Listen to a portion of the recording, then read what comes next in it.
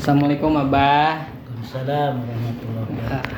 Kali ini kita akan membahas topik yang sedang hangat diperbincangkan dan di media sosial juga publik masih terpecah dua, Abah. Ada yang pro dengan stasiun TV tersebut, ada juga yang kontra.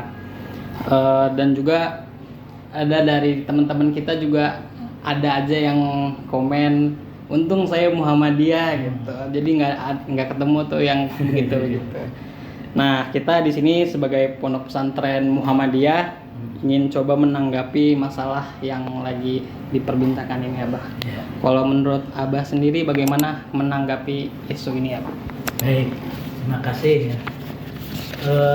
Pertama, Abah menghimbau kepada semuanya, ya, terutama pihak-pihak yang dalam tanda petik ya, berkonflik dalam masalah ini untuk kembali kepada ajaran Al-Quran, kitab suci kita semua, ya, ajaran tertinggi dalam Islam. Nah, di antaranya Allah Ta'ala memerintahkan kita untuk menjaga harmonisasi sosial. Nah, harmoni sosial ini harus kita pelihara, harus kita jaga. Dengan cara apa? Nah, kata Allah dalam surah Al-A'raf ayat 199, Allah menyatakan, A'udzubillahi minasyaitonir rajim. Bismillahirrahmanirrahim. Khudil afwa wa'mur bil urfi wa'rid 'anil jahilin.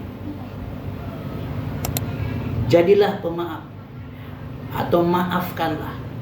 Nah, jadi orang-orang yang atau pihak-pihak yang merasa tersinggung, pertama dahulukanlah untuk memaafkan saudara kita.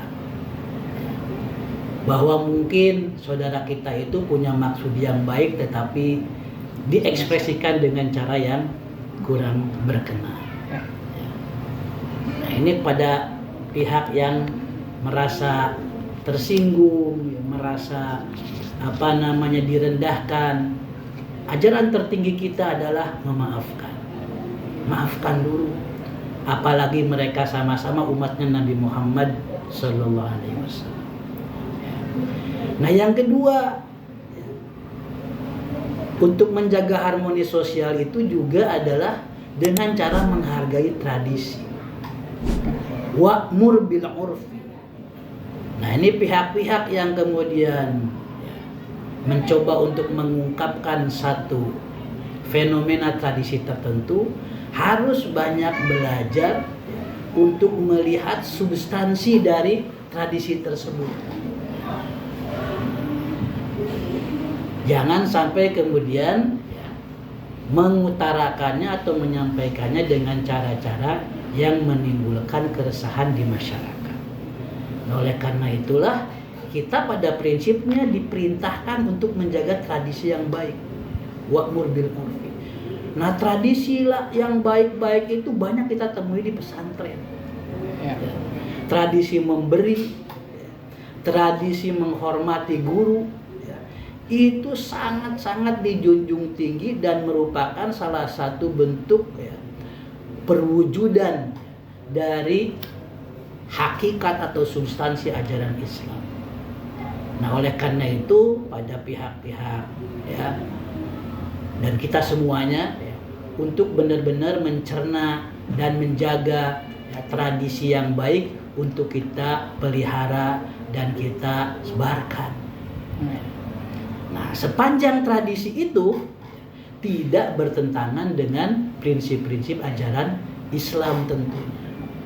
Nah, memberi, menghormati guru, ya, itu merupakan sesuatu yang baik dan diperintahkan oleh Islam. Ya, dan ingat, ya, dalam video itu kan yang memberi santri. Ya. Jangan dikira kiainya tidak memberi. Kiainya bisa jadi memberi lebih besar. Ya. Ya. Baik dari material, karena mereka para kiai di kampung-kampung itu buka pesantren itu buka aja, siapa yang mau datang aja gitu, ya. Jadi secara material mereka itu udah banyak berkorban, ya. Apalagi kalau kita ingat dari ilmu yang mereka berikan, jadi sungguh tidak berbanding, ya, apa yang diterima oleh kiai dengan apa yang diberikan oleh beliau-beliau. Nah, di sini kita mesti memahami akar tradisi itu ya sebagai sebuah kebaikan ya, perwujudan dari ajaran Islam itu sendiri. Nah, yang ketiga ini nih ya, yang perlu kita waspadai semua, wa'arid anil jahilin. Ya, untuk menjaga harmoni sosial itu, jangan sampai kita terpengaruh oleh ya, perilaku komentar-komentar orang-orang bodoh ya. Terutama ya, netizen yang ngomongnya komennya nggak pakai otak ya, itu jangan terpengaruh kita. Wa'arid anil jahil ya. Nah, kita kalau ya, mengabaikan komentar-komentar yang bodoh ya, yang tidak menghargai tradisi, yang tidak yang mengabaikan nilai-nilai pemaafan ya, kepada saudara-saudara kita, insya Allah harmoni ini akan tetap terjaga. Nah, harmoni ini akan rusak biasanya karena suara-suara orang bodoh lebih kenceng dan malah ikut disebarkan oleh orang-orang baik yang kurang cerdas. Ya. Nah, kira begitu ya, 3 hal itu mesti kita ingat-ingat ya, jaga harmoni sosial dengan cara senang memaafkan, menghargai tradisi, dan jangan ikut-ikutan komennya orang-orang bodoh. Oke, untuk terkait konten yang disiarkan sama stasiun TV itu juga Abah, apakah konten itu 100% salah dari stasiun TV tersebut, atau memang ada juga budaya beberapa pondok pesantren yang kurang pas dari ajaran agama gitu, Abah? Kalau Abah melihat ya dari tayangan itu, mungkin ya Abah kebetulan jadinya lihat juga gitu ya, itu tayangan itu cara menarasikan ya yang kurang bijak ya, cara menarasikan dan intonasi atau nada bicaranya itu seperti ngenyek ya, merendahkan. Nah, itu jadi masalah ya. Jadi kayak ya gimana sih orang agak merendahkan, melecehkan gitu. Nah, dari situ walaupun misalnya mungkin tayangannya baik tapi diungkapkan dengan cara narasi yang tidak baik, itu orang akan merasa terendahkan. Dan ini jelas akan merusak harmoni sosial tadi itu. Ya. Nah, cuma tujuannya mungkin ya ingin menyadarkan orang dari budaya yang kira-kira akan merusak budaya kritis.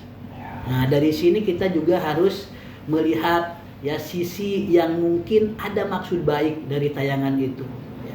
Karena ingat, salah satu yang paling dimuliakan dalam ajaran Islam itu adalah akal manusia ya. Kita banyak belajar dalam kitab-kitab yang di pesantren dipelajari bagaimana akal itu ya, merupakan satu anugerah tertinggi dari Allah Subhanahu wa Ta'ala. Oleh karena itu, tradisi apapun atau praktek interaksi sosial apapun jangan sampai merusak daya kritis akal gitu. Nah, jadi kalau daya kritis akalnya masih bisa dijaga ya, nurani seseorang masih bisa dijaga, menurut Abah sih tidak ada masalah gitu. Nah, jadi tayangan itu menurut Abah ya mungkin yang perlu diperbaiki adalah cara menarasikannya dan apa maksud yang ingin disampaikan itu. Nah ya, untuk kedepannya mudah-mudahan ini jadi pembelajaran ya bagi berbagai pihak, bagaimana sih kita cara mengomentari ya kebiasaan, apalagi tradisi-tradisi yang sudah dianggap baik di dalam masyarakat. Ya, karena di dalam Islam tradisi yang baik itu justru diperintahkan untuk dijaga, untuk dipelihara, gitu. Nah, soal ekspresinya itu, ya tadi untung kita di Muhammadiyah gitu ya. Memang di Muhammadiyah khususnya kita ya mencoba untuk menghidupkan ya budaya kritis itu, sehingga hal-hal yang bisa kira-kira menghambat orang ya, menghambat santri berpikir kritis itu kita hindari ya. Tetapi bukan berarti kita menyalahkan atau merendahkan tradisi orang lain yang sudah berjalan. Biarkan saja yang terjadi di di tradisi pesantren lain ya tetap hidup dengan dimaknai. Nah, yang penting itu pemaknaannya. Ya. Pemaknaannya itu betul-betul sebagai penghormatan kepada ilmu dan ahlul ilmu. Ya. Itu tidak masalah. Ya. Dan Abah lihat teman-teman Abah yang di Nahdlatul Ulama banyak tuh yang tetap kritis gitu kan. Walaupun mereka dibesarkan dalam tradisi yang seperti itu. Nah, insya Allah menurut Abah sih ya, kalau pemaknaan terhadap tradisi itu disampaikan dengan cara yang baik, itu tidak akan menjadi masalah. Oke. Sebenarnya dari mana sih Bah tradisi ini Bah? Beberapa orang berpendapat budaya ini tuh peninggalan dari tradisi kerajaan-kerajaan di Nusantara zaman dahulu. Bahkan bukan di konteks pondok aja. Sebenarnya tradisi asal Bapak senang itu juga sebenarnya banyak dilakukan di mana-mana gitu. Tapi karena ini konteksnya agama mungkin jadi sangat sensitif gitu, Mbak. Apakah dalam konteks ini kaidah al-adatu muhakkamah dapat berlaku seperti yang dilakukan Wali Songo dahulu ketika berdakwah menggunakan tradisi setempat gitu? Oke. Jadi tradisi dalam tanda petik ngesot gitu ya. Memang kalau Abah perhatikan itu tradisi umum yang terjadi di khususnya di Pulau Jawa ya. Iya. Gitu. Di Pulau Jawa itu memang ada istilah kawulo, ada istilah gusti gitu. Jadi ada pelayan, ada tuan gitu ya. Memang ada strata sosial.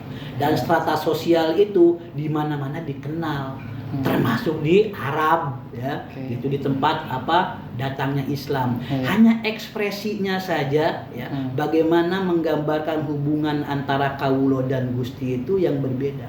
Tapi sebetulnya substansinya dimanapun itu yang namanya gusti atau tuan itu memang dimuliakan, dihormati sedemikian rupa. Dan kawulo itu pelayan itu memposisikan dirinya sebagai orang yang ada di bawah gitu. Itu sebetulnya hubungan-hubungan sosial yang ada di mana-mana. Ekspresinya aja yang beda gitu. Bahkan di beberapa tempat ada yang lebih parah sampai sujud. Ya, di kita masih mending nggak ada sujud tuh, cuma ngesot gitu kan. Nah, ya, itu. Jadi tradisi itu memang dikenal luas ya, khususnya di Pulau Jawa untuk budaya seperti itu, dan bukan hanya terjadi di dunia pesantren. Iya. Memang bukan. Nah, mengapa itu kok ada terjadi di dunia pesantren? Itu mungkin karena masyarakat juga ya menerapkan apa yang sudah terbiasa di masyarakat itu diterapkan kepada setiap orang yang mereka hormati. Bukan hanya kepada raja, bukan hanya kepada orang kaya atau tuan tanah waktu itu ya, tetapi pada siapapun yang mereka hormati. Termasuk di sini adalah kiai. Nah, gitu. Jadi itu ekspresi itu tumbuh ya dari masyarakat. Abah yakin kiainya nggak minta itu, ya, nggak minta begitu, gitu ya. Abah yakin itu. Nah, kiai kenapa tidak langsung melarang? Karena khawatir. Nah, jadi khawatir kayak itu menyinggung ya apa yang dianggap baik oleh masyarakat. Nah, makanya tadi ya kaidah usul yang Asir sampaikan, al-adah muhakkamah itu bisa jadi pegangan gitu ya. Jadi pegangan nggak apa-apa lah ini tradisi aja. Nah, tinggal pemaknaannya, bahwa ini dalam konteks dunia pesantren adalah ekspresi ya, memuliakan ilmu dan ahli ilmu, bukan untuk mengkultuskan gitu ya, bukan untuk menyanjung secara berlebihan. Nah, begitu. Jadi kita mesti memaknanya seperti itu. Nah, memang ya kita perlu ada upaya untuk secara legowo ya berupaya untuk mengembangkan tradisi-tradisi yang baik itu dengan tetap memelihara budaya kritis dalam berpikir. Nah, gimana nih cara mengawinkannya nih ya? Nah, itu yang perlu kebijaksanaan dari berbagai pihak. Nah, sehingga kita sebetulnya tidak terpaku pada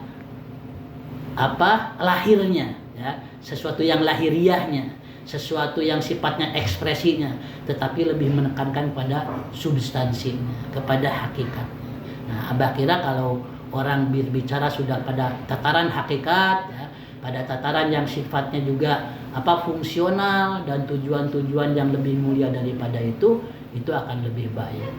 Karena ya seorang kiai sangat sadar ya bahwa kehormatan itu semuanya milik Allah. At-tahiyatu lillah. Masa kiai nggak tahu itu? Pasti tahu. Makanya Abah yakin kiainya nggak minta begitu. Ya. Tapi kiainya membiarkan itu karena ingin menjaga perasaan ya, masyarakatnya, ya kaumnya yang memang sudah terbiasa begitu. Nah kalau ditegur nanti mereka malah kabur, malah nggak mau belajar di pondok dan seterusnya, begitu. Ya. Jadi Abah berhusnuzon ya, pada para kiai itu sangat yakin mereka bukan orang-orang yang gila hormat. Tapi mereka membiarkan tradisi itu hanya sebagai penghargaan atau pembiaran mungkin sifatnya ya temporer ya untuk menjaga harmoni sosial tadi itu. Allah Ta'ala.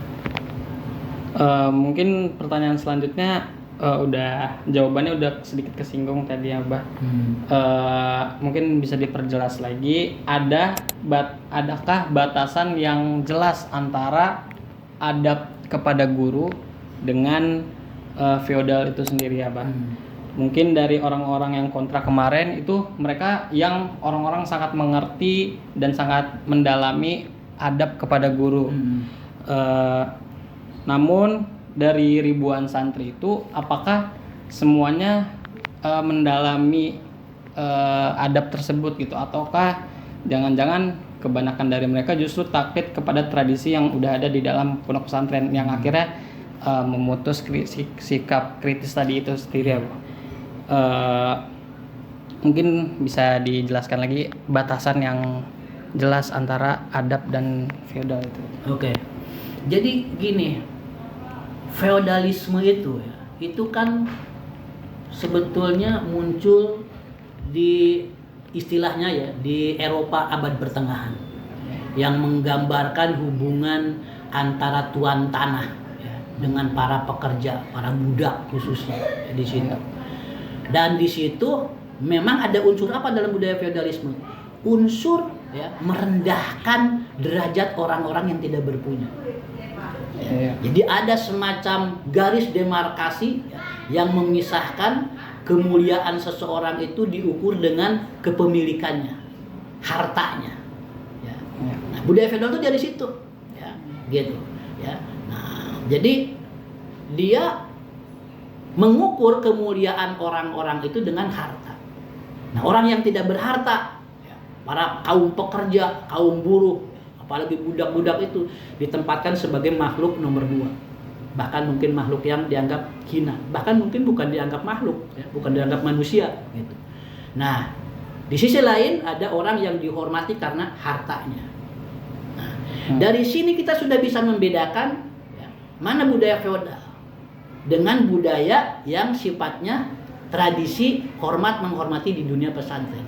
Nah di dunia pesantren ya, seorang santri misalnya yang kadang duduk lebih rendah daripada gurunya ya sampai memutus itu bukan atas dasar kepemilikan, bukan atas dasar harta, tapi tadi adalah hubungan antara guru dan murid sehingga yang jadi ukuran bukan harta tetapi ilmu.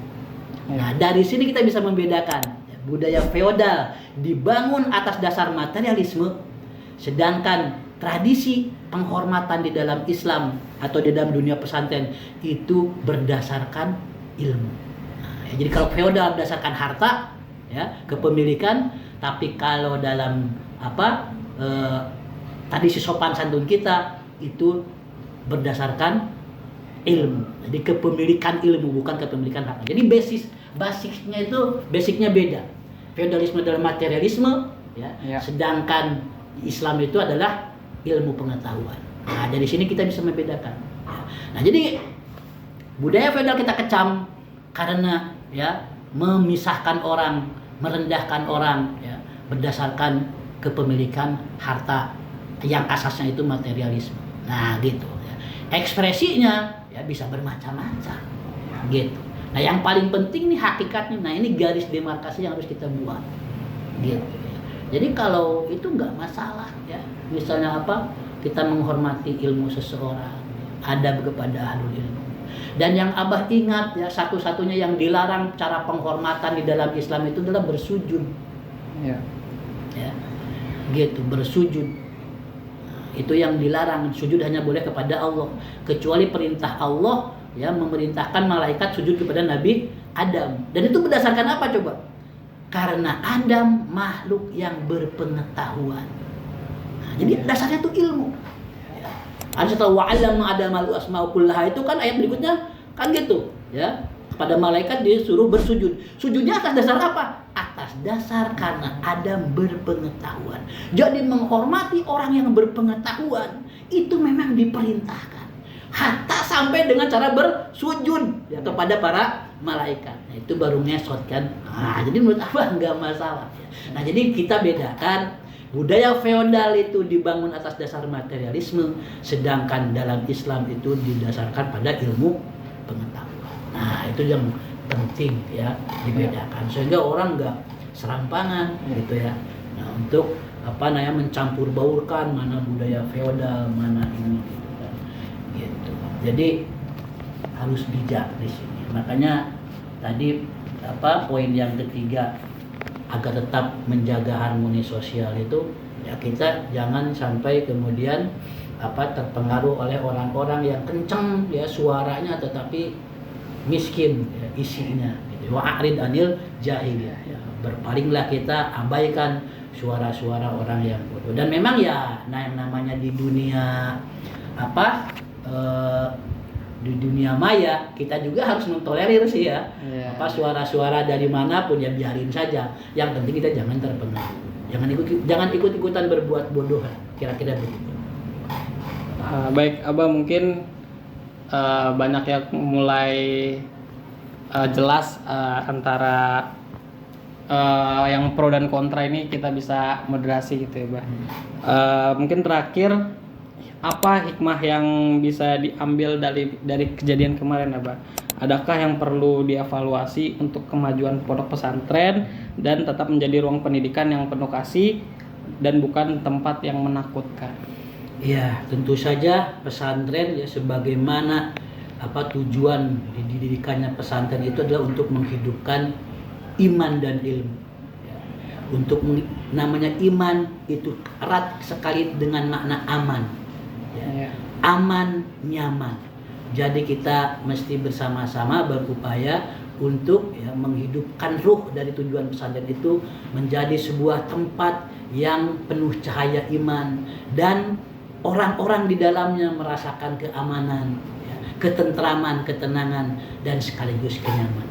Oleh karena itu ya, Abah mengajak kepada semuanya untuk membangun tradisi-tradisi, kebiasaan-kebiasaan yang mungkin kita sekarang hidup di zaman yang sudah sangat berkembang, yang sudah sangat terbuka ya. Mungkin dunia pesantren juga perlu ya membuka diri terhadap cara pandang baru ya, cara pikir baru, agar rasa aman dan nyaman itu bisa dirasakan oleh semua orang. Termasuk juga oleh orang-orang yang mungkin belum terbiasa dengan tradisi-tradisi tertentu ya. Nah, Abah kira ini bisa kita bangun ya dengan cara komunikasi yang baik ya, dengan cara-cara yang baik, bil hikmah wal mau'izatil hasanah ya. Itu insyaallah pesantren akan menjadi lembaga pendidikan yang tetap ya, menjadi andalan ya, yang menjadi harapan bagi bangsa Indonesia ya, khususnya, dan insya Allah bagi masyarakat dunia ya. Karena pola-pola pendidikan pesantren itu mengedepankan sebetulnya nilai-nilai humanis ya, nilai-nilai yang manusiawi. Nah, disinilah pesantren juga perlu membuka diri buat apa ya. Kita sekarang hidup di era yang sangat terbuka, era yang sangat